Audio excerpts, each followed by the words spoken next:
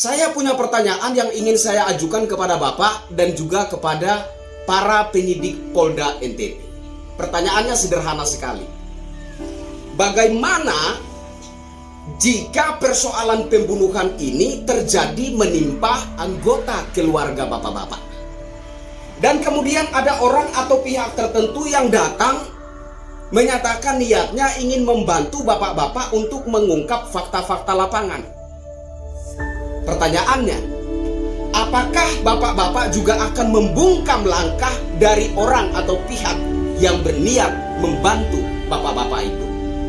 Kalau Ibu Astrid dan anaknya merupakan anggota keluarga Bapak, apakah prosesnya juga akan bertele-tele dan banyak ditemukan kesimpang siuran dalam jalannya proses penyelidikan dan penyidikan?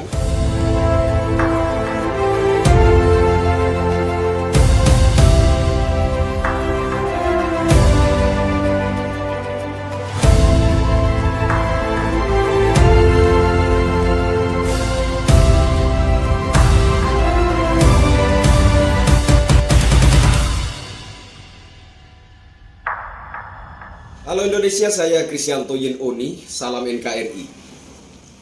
Video ini saya tujukan kepada yang terhormat Bapak Kapolda Nusa Tenggara Timur, Irjen Pol Lotharia Latif.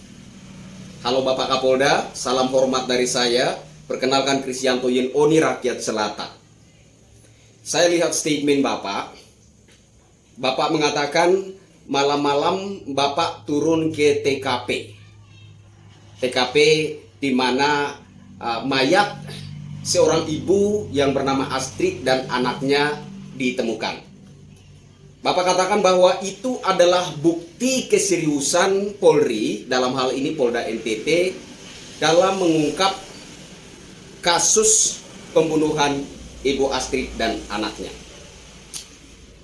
Saya sangat mengapresiasi apa yang Bapak lakukan, dan saya juga mengapresiasi statement Bapak. Bravo Polri, bravo Polda NTT. Cuma ada tanda tanya, Pak.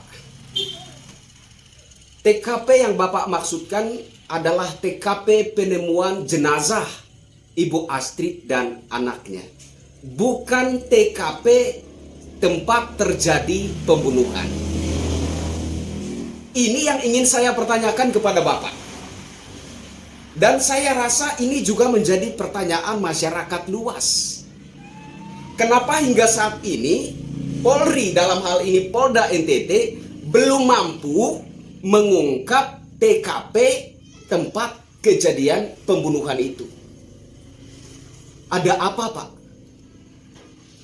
Jadi saya sangat mengapresiasi semangat dan langkah-langkah Polri, Polda NTT dalam mengusut kasus peristiwa pembunuhan Ibu Astrid dan anaknya. Hanya kalau Bapak turun ke TKP, tempat di mana jenazah Ibu Astrid dan anaknya ditemukan, lantas Bapak katakan bahwa itu adalah bukti keseriusan Polri, Polda NTT dalam mengusut persoalan kasus pembunuhan Ibu Astrid dan anaknya. Belum sampai, Pak. Nah, kemudian Pak, ada seorang penyidik Bapak, penyidik Polda NTT, yang tadi malam saya lihat membuat suatu postingan. Saya sempat komentari di sana, tapi postingannya sudah dihapus. Jadi ceritanya ada seorang mantan penyidik Polda NTT yang bernama Buang Sine. Pak Buang Sine ini berniat membantu pihak korban untuk mengungkap kejanggalan-kejanggalan dalam jalannya proses penyelidikan dan penyidikan kasus. Tapi penyidik Bapak, penyidik Polda NTT membuat status, membuat sebuah postingan ya dengan caption hanya seorang penyidik yang mampu membungkam mantan penyidik. Wow. Ini luar biasa sekali, Pak. Siapapun dia, entah dia itu mantan anggota Polri, mantan penyidik, atau masyarakat biasa, dia berniat membantu pihak korban untuk mengungkapkan fakta-fakta lapangan. Tapi penyidik Bapak, penyidik Polda NTT malah membungkam si mantan penyidik yang bernama Buang Sine tersebut. Ada apa, Pak? Saya punya pertanyaan yang ingin saya ajukan kepada Bapak dan juga kepada para penyidik Polda NTT. Pertanyaannya sederhana sekali. Bagaimana jika persoalan pembunuhan ini terjadi menimpa anggota keluarga Bapak-Bapak? Dan kemudian ada orang atau pihak tertentu yang datang menyatakan niatnya ingin membantu Bapak-Bapak untuk mengungkap fakta-fakta lapangan. Pertanyaannya, apakah Bapak-Bapak juga akan membungkam langkah dari orang atau pihak yang berniat membantu Bapak-Bapak itu? Saya minta dengan hormat kepada Bapak Kapolda dan juga kepada Bapak-Bapak penyidik Polri, dalam hal ini terkhususnya Polda NTT, agar coba renungkan bagaimana jika peristiwa pembunuhan yang terjadi ini menimpa keluarga Bapak-Bapak.